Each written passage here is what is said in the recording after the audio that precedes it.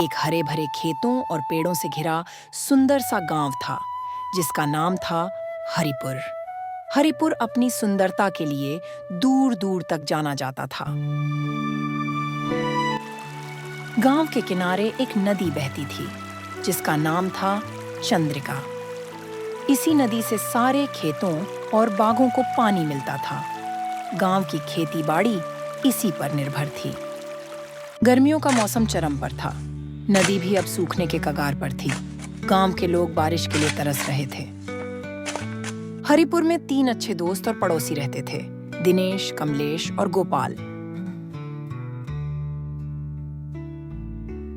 दिनेश अपनी पत्नी सीमा के साथ रहता था, जबकि कमलेश और गोपाल पास-पास के घरों में अकेले रहते थे। तीनों दोस्त एक दिन गांव की चौपाल पर भोला की दुकान पर बैठे बात कर रहे थे। अरे भाई, इस साल तो गर्मी ने हद कर दी है। धूप में बाहर निकलना भी मुश्किल हो गया है। हाँ भाई, इतनी तेज धूप में खेती करना तो जैसे जंग लड़ने जैसा लगता है। सही कहा तुमने, लेकिन चाहे जैसे भी हो, काम तो करना ही पड़ेगा।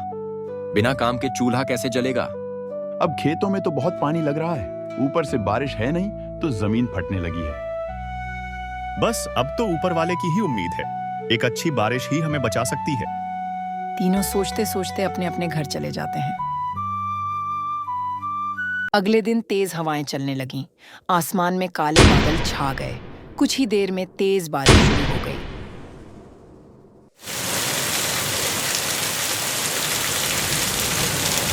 अरे दिनेश, लगता है ऊपर वाले ने हमारी सुन ली। बारिश शुरू हो गई। हाँ भाई, अब खेतों को भी पानी मिलेगा और हमारी मेहनत भी रंग लाएगी। गांव के सारे लोग बारिश देखकर बहुत खुश हुए। दिनेश घर जाकर अपनी पत्नी सीमा से कहता है, अरे सीमा, अब तो बारिश आ गई है। अब खेत भी हरे होंगे और नदी भी फिर से भर जाएगी। हाँ, अब तो फसल भी अच्छी होगी। हम इस बार अच्छा मुनाफा कमा सकते हैं।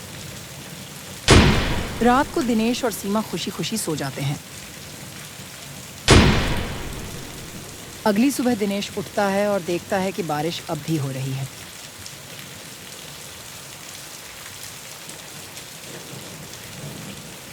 अरे सीमा, लगता है रात भर बारिश नहीं रुकी।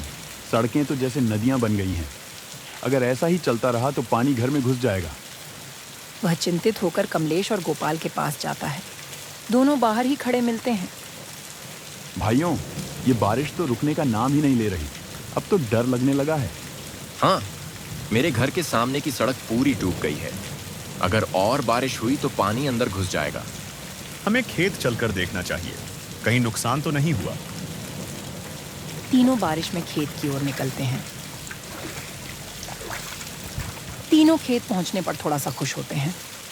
अच्छा हुआ भाइयों, अभी तक फसल को नुकसान नहीं पहुंचा है। हाँ, वरना तो हम बर्बाद हो जाते। चलो अब घर चलते हैं। उम्मीद है बारिश जल्द ही रुक जाएगी। लेकिन तभी बारिश तूफान का रूप ले लेती है। तीनों एक पेड़ के नीचे रुकते हैं। अब तो मामला बिगड़ता जा रहा है। अगर ऐसा ही चलता रहा तो नदी का बांध टूट जाएगा। हमें तुरंत नदी के पास चलकर देखना होगा। तीनों नदी के पास पहुंचते ही वे देखते हैं कि नदी उफान पर है।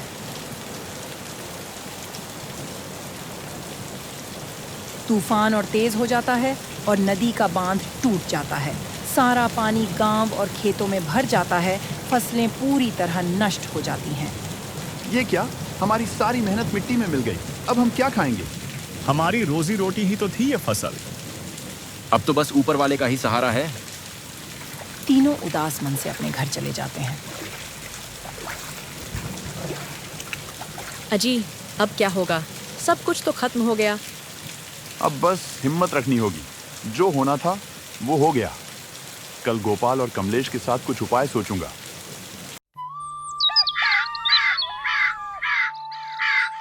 अगली सुबह तूफान थम जाता है। दिनेश कमलेश और गोपाल के पास जाता है। चलो भाइयों, अब हमें फिर से शुरुआत करनी होगी। हाँ, लेकिन पैसों का इंतजाम कैसे करेंगे? हम मदन सेठ से उधार मांग लेते हैं, फसल बेचकर लौटा देंगे। तीनों मदन सेठ के पास जाते हैं। सेठ जी, तूफान से हमारी पूरी फसल बर्बाद हो गई है। क्या आप हमें कुछ पैसे उधार दे सकते हैं? देखो दिनेश, मैं पैसे तो दे सकता हूँ, लेकिन कब लौटाओगे? फसल कटने के बाद तुरंत लौटा देंगे सेठ जी। ठीक है, मैं तुम लोगों पे भरोसा करता हूँ। तीनों पैसे लेकर बीज और राशन खरीदते हैं और फिर से खेत में मेहनत शुरू करते हैं। कुछ महीनों बाद तीनों दोस्त खेत में फसल देखकर आपस में बातें करते हैं।